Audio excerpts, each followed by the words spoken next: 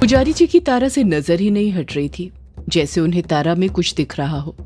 तारा के मंदिर में आने से ऐसा लग रहा था जैसे मंदिर की रौनक और बढ़ गई हो। कार्तिक पुजारी जी अभी भी तारा को ही देखे जा रहे थे। वर्चस्विनी तारा को अपनी गोद में से नीचे उतार देती है। वर्चस्विनी और तारा दोनों भगवान शिव के सामने अपने हाथ जोड़ते हुए अपनी आंखें बंद कर लेते हैं। तारा अपनी आंखें बंद करते हुए मन ही मन भगवान शिव से कहती है, हे भोलेनाथ, वैसे तो मुझे आपसे बहुत सारी चॉकलेट चाहिए थी, पर आप मुझे वो मत देना क्योंकि मुझे अब कुछ और चाहिए। तारा धीरे से अपनी हल्की सी लेफ्ट आंख खोलती है, वर्चस्विनी को देखती है और वापस बंद करते हुए कहती है, मैं चाहती हूँ आप मेरी मम्मा की रक्षा करें। आजकल मेरी मम्मा बहुत परेशान रहती है और मैं अपनी मम्मा को परेशान नहीं देख सकती। इसके बदले में चाहे तो आप मेरा मिल्क पी लेना। मम्मा ने कहा था कि आपको मिल्क बहुत पसंद है। मम्मा रोज सुबह शाम मुझे मिल्क देती है। अगली बार जब मैं आऊंगी तो प्रॉमिस आपके लिए लेकर आऊंगी। बस आप मेरा इतना सा काम कर देना, मेरी मम्मा की रक्षा करना। वर्चस्विनी अपनी आंखें बंद करते हुए मन ही मन कहती है, भोलेनाथ, बचपन से आपने ही मेरा कदम कदम पर साथ दिया है और अब मैं फंस गई हूँ। वो चीजें जिन पर मैं विश्वास नहीं कर सकती बार बार मेरी आंखों के सामने आ रही हैं। मुझे राह दिखाइए भोलेनाथ। बताइए क्या सच है और क्या झूठ। मैं किस पर विश्वास करूं? उन चीजों पर जिनका कोई अस्तित्व नहीं है या उन पर जो मुझे महसूस हो रही है? मुझे राह दिखाइए। इतना कहकर वर्चस्विनी अपनी आंखें खोल लेती है। जैसे ही वर्चस्विनी अपनी आंखें खोलती है, उसकी आंखों के सामने कार्तिक पुजारी जी पूजा की थाली लेकर खड़े हुए थे। थाली के अंदर एक दीपक जल रहा था जो अपनी रोशनी पूजा थाल के चारों तरफ बिखेर रहा था। वर्चस्विनी अपने दोनों हाथों को आपस में मिलाती है और आरती लेने लग जाती है। कार्तिक पुजारी तारा को देखते हुए कहते हैं, ये बच्ची तुम्हारी है बेटी? वर्चस्विनी घबरा जाती है। वो कुछ जवाब नहीं देती है। पहली बार वर्चस्विनी के चेहरे पर घबराहट थी। कार्तिक पुजारी वर्चस्विनी पर अपनी नजरें जमाए रहते हैं। कार्तिक पुजारी जी को देखकर ऐसा लग रहा था जैसे उन्होंने वर्चस्विनी की इस घबराहट को भांप लिया था। वर्चस्विनी हड़बड़ाहट के साथ हिचकिचाते हुए कहती है, हाँ पुजारी जी, ये बेटी मेरी है। कार्तिक पुजारी जी तारा को देखते हुए कहते हैं, बहुत प्यारी बच्ची है तुम्हारी। मुझे इसका भविष्य दिख रहा है। ये बच्ची आने वाले कल में अपना और तुम्हारा दोनों का नाम रोशन करेगी। ये मुझे कोई मामूली बच्ची नहीं लगती।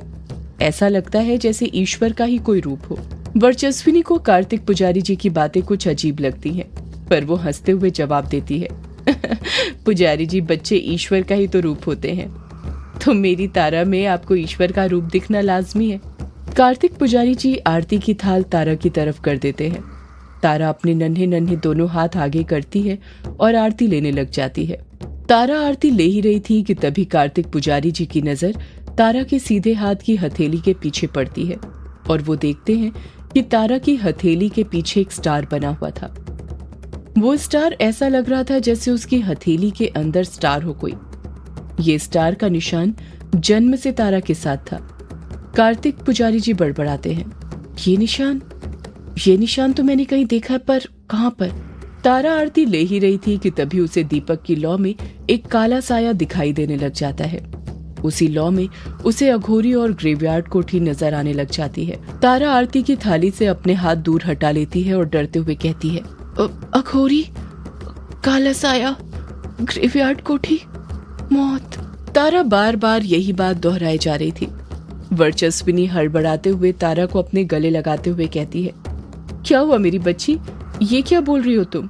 तारा अपनी बात दोहराती है, अघोरी, काला साया, ग्रेवयार्ड कोठी, मौत। तारा बहुत डर गई थी। उसकी आंखों में वर्चस्विनी को वो डर साफ दिखाई दे रहा था। वर्चस्विनी तारा को अपनी गोद में पकड़ते हुए कहती है, डरो मत बेटी, हम घर जा रहे हैं। डरो मत, मम्मा है ना आपके पास। इतना कहकर वर्चस्विनी तारा को वहां से ले जाने लग जाती है। कार्तिक पुजारी वर्चस्विनी को रोकते हुए कहते हैं, सुनो बेटी, रुको जरा, मुझे कुछ बात करनी है तुमसे। पर वर्चस्विनी नहीं रुकती है। तारा को डरते हुए देखकर वर्चस्विनी इतना घबरा गई थी कि वो जल्दी जल्दी तारा को लेकर मंदिर से बाहर निकलने लग जाती है। वर्चस्विनी कार्तिक पुजारी की बातों पर ध्यान तक नहीं देती है। वर्चस्विनी बिना वक्त गवाए तारा को लेकर मंदिर से निकल जाती है। कुछ ही देर में वर्चस्विनी तारा को लेकर वापस से घर पहुंच गई थी। पर घर पहुंचकर भी तारा ने वही रट लगाई हुई थी। इस वक्त वर्चस्विनी पुलिस स्टेशन जाने के लिए तैयार हो रही थी और वहीं पर तारा बैठी हुई थी। तारा के सामने नाश्ते में तुंगरिम बेई रखा हुआ था, जिसे मेघालय में नॉर्मली नाश्ते में खाते हैं। ये सोयाबीन से बनाते थे, जिसका स्वाद खमीर जैसा होता था, पर तारा ने तुंगरिम बेई को छुआ तक नहीं था। तारा धीमी आवाज में बस वही बात दोहरा रही थी। तारा अभी भी घबराई हुई थी, उसके चेहरे पर वही डर बना हुआ था। तारा धीरे धीरे अपनी बात दोहराते हुए कहती है, अघोरी, काला साया, ग्रेवयार्ड कोठी, मौत। वर्चस्विनी अपनी यूनिफॉर्म ठीक करते हुए कहती है, तारा बेटा, ये क्या, आपने अभी तक नाश्ता नहीं किया? आपको तुंगरिम बेई नहीं खाना क्या? कुछ और खाने का मन है तो बता दो, मैं आपके लिए वो बना दूंगी। तारा कुछ जवाब नहीं देती है, धीमी आवाज में वही बात दोहराते रहती है। वर्चस्विनी तारा के पास जाती है, अपने दोनों हाथों से उसके गालों को अपने हाथों में पकड़ती है और बड़े प्यार से उसे समझाते हुए कहती है, क्या बात है तारा बेटा, आप अपनी मम्मा को बताना चाहोगी? ये सुबह से आप क्या बोल रही हो? अघोरी, काला साया, ग्रेवयार्ड कोठी, मौत, आखिर इसका मतलब क्या है? तारा खोए हुए अंदाज में फिर दोहराती है, अघोरी, काला साया, ग्रेवयार्ड कोठी, मौत। वर्चस्विनी कुछ गुस्से से कहती है, बस तारा बेटा, बहुत हुआ, अब यही बात और नहीं, चुप हो जाओ, मैं परेशान हो गई हूं ये बात सुन सुनकर। पर तारा चुप नहीं होती है, बात दोहराती रहती है। वर्चस्विनी तारा पर गुस्सा कर ही रही थी कि तभी उसकी नजर तारा के बगल में रखी स्लेट पर पड़ती है और वो देखती है कि तारा ने उसमें मात्राओं की गलती के साथ अघोरी, काला साया, ग्रेवयार्ड कोठी, मौत लिखा हुआ था। तारा बहुत होशियार थी, इस वजह से उसे लिखना बहुत जल्दी आ गया था। तारा आम बच्चियों की तरह नहीं थी। जब वर्चस्विनी की उस स्लेट पर नजर पड़ती है तो वो उसे बस देखते रह जाती है। वो 4 नाम वर्चस्विनी की आंखों के सामने घूमने लग गए थे। वर्चस्विनी को याद आता है कि बचपन में वो अक्सर एक ऐसा ही गेम खेलती थी जिसमें कुछ नाम दिए रहते थे और उन्हें सीरीज वाइज जमाना पड़ता था। वर्चस्विनी पेंसिल उठाती है और स्लेट पर जो 4 शब्द तारा ने लिखे थे उन्हें आगे पीछे जमाते हुए लिखने लग जाती है। वर्चस्विनी खुद शब्दों को स्लेटों पर लिखते हुए खुद से कहती है, मौत, काला साया, ग्रेवयार्ड कोठी, अघोरी, नहीं। वर्चस्विनी ना में अपना सिर हिलाती है और फिर से लिखते हुए कहती है, अघोरी, मौत, ग्रेवयार्ड कोठी, काला साया, नहीं, ये भी नहीं। वर्चस्विनी उन 4 शब्दों को सीक्वेंस से जमा ही रही थी कि तभी एक सीक्वेंस जमता है और वर्चस्विनी उसे पढ़ते हुए कहती है, अघोरी, ग्रेवयार्ड कोठी, काला साया, मौत। वर्चस्विनी अघोरी पर 2 बार अपनी उंगली मारते हुए कहती है, अघोरी। अघोरी गया ग्रेवयार्ड कोठी, ग्रेवयार्ड कोठी में मिला उसे काला साया, काले साए से मौत, काले साए ने उसे मौत के घाट उतार दिया। वर्चस्विनी हैरानी के साथ तारा से कहती है, शिट, कहीं तारा तुम ये तो नहीं कहना चाहती कि अघोरी ग्रेवयार्ड कोठी गया और काले साए ने उसे मार दिया? जैसे ही वर्चस्विनी ये बात बोलती है तारा और डरने लग जाती है, उसके हाथ पैर कंपकपाने लग जाते हैं। वर्चस्विनी तारा को एकटक नजर से देखते हुए पूछती है, बोलो तारा बेटा, घबराओ मत, मम्मा है ना आपके साथ, बोलो। तारा डरते हुए कहती है, मम्मा, अघोरी मर गया, उसे उसने मार दिया। वर्चस्विनी तारा की बात सुनकर दंग रह जाती है। वर्चस्विनी एक गहरी सांस लेकर तारा से पूछती है, किसने तारा बेटा, किसने मार दिया अघोरी को? जैसे ही वर्चस्विनी ये सवाल पूछती है, तारा की आंख की पुतली के अंदर कभी अघोरी तो कभी ग्रेवयार्ड कोठी तो कभी काला साया का चित्र नजर आने लग जाता है। तारा अतीत के उस पल में चली जाती है जब अघोरी ग्रेवयार्ड कोठी की तरफ अपने कदम बढ़ा रहा था। शाम के 7 बज रहे थे और अंधेरा होने लग गया था। अघोरी अपने कदम ग्रेवयार्ड कोठी की तरफ बढ़ा रहा था। पहली बार अघोरी ने अपनी जटा बांध कर रखी हुई थी, वरना अक्सर वो अपनी जटा खोल कर ही रखता था। अघोरी के सफेद बालों की जटा किसी मीनार की तरह लग रही थी। अघोरी बहुत ही गुस्से में लग रहा था, उसकी आंखें गुस्से से लाल हो गई थी। अघोरी अपने कदम आगे बढ़ाते हुए कहता है, मुझे पता है यक्षिणी के ताज का हीरा ग्रेवयार्ड कोठी के अंदर ही है, मैं उस हीरे को लेकर रहूंगा, मुझे किसी भी कीमत पर वो हीरा चाहिए। उस हीरे को मुझसे कोई नहीं छीन सकता, वही हीरा है जो मुझे मेरी शक्तियां लौटा सकता है। यही सब बड़बड़ाते हुए अघोरी आगे बढ़ते जा रहा था और कुछ ही देर में अघोरी ग्रेवयार्ड कोठी पहुंच जाता है। अघोरी ग्रेवयार्ड कोठी को ऊपर से लेकर नीचे तक देखते हुए कहता है, मैं आ गया यक्षिणी, मैं तुझसे मिलने आ गया।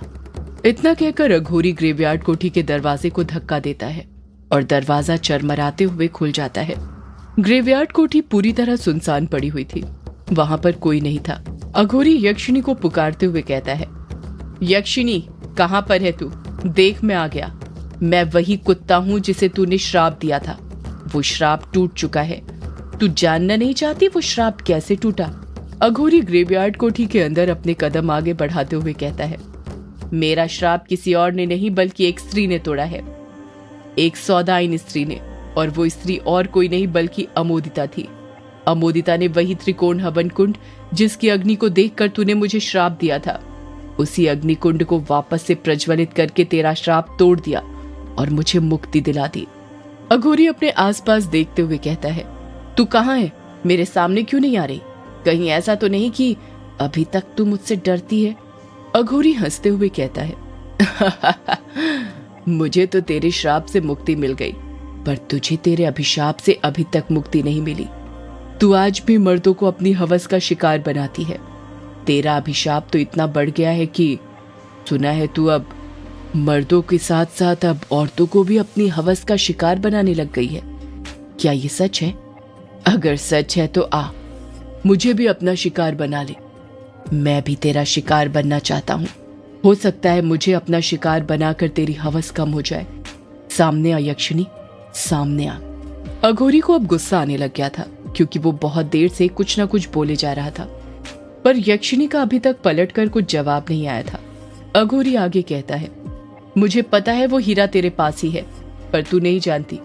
वो हीरा जिस ताज में लगता है वो मेरे पास है, पर इन दोनों का ही कोई मतलब नहीं है जब तक ये दोनों एक नहीं हो जाते हैं। देख यक्षिणी, तेरी और मेरी, हम दोनों की ही शक्तियां अब ताज के अंदर समाहित है, जो हीरे और ताज के एक होने से ही मुझे हासिल होगी। मुझे पता है तेरे पास अभी सिर्फ डायन की शक्तियां हैं, यक्षिणी की नहीं। कब तक डायन की शक्ति से काम चलाएगी? क्या तुझे तेरी यक्षिणी वाली शक्तियां वापस नहीं चाहिए? इतना कहकर अघोरी यक्षिणी के जवाब का इंतजार करने लग जाता है, पर कोई जवाब नहीं आता है। जब कुछ जवाब नहीं आता तो अघोरी फिर से बोलने लग जाता है, मुझे भी मेरी शक्तियां वापस चाहिए जो इस ताज के अंदर ही रह गई है। ये नर कुत्ते वाली शक्ति मेरे किसी काम की नहीं। आ यक्षिणी, सामने आ। आज हम दोनों एक दूसरे को उनकी शक्तियां वापस दिला देते हैं, फिर मुकाबला करते हैं, बराबरी का मुकाबला। फिर देखते हैं जीत किसकी होती है, एक अघोरी की या फिर एक यक्षिणी की। अघोरी फिर चुप हो जाता है, पर फिर यक्षिणी का कुछ जवाब नहीं आता। अघोरी अपनी मुट्ठी बंद करते हुए कहता है, तू कुछ बोल क्यों नहीं रही? सुना है स्त्रियां अपने मर्दों के सामने अपना मुंह नहीं खोलती।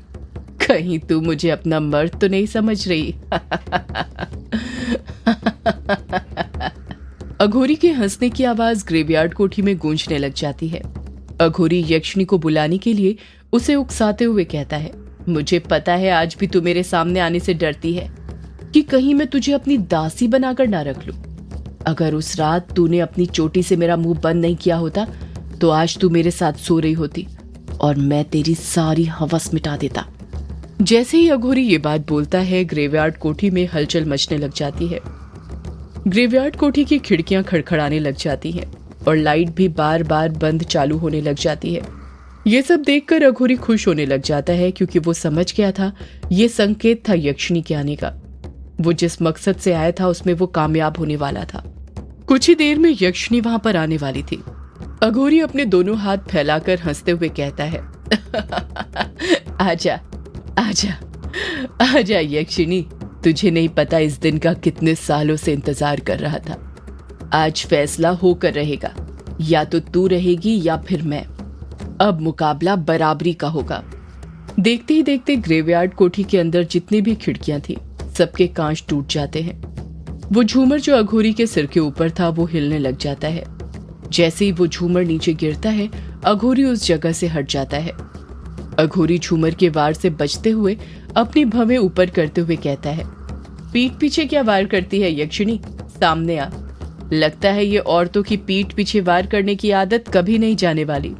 अघोरी के इतना कहने की ही देर थी कि अगले ही पल उसकी आंखों के सामने एक काला साया आकर खड़े हो जाता है, जिसे देखकर अघोरी डर के मारे कांपने लग जाता है। अघोरी काले साए को देखते हुए कपकपाते हुए कहता है, तुम कौन? एक डरावनी फुसफुसाती हुई आवाज सुनाई देती है, मैं यक्षिणी, तेरी मौत।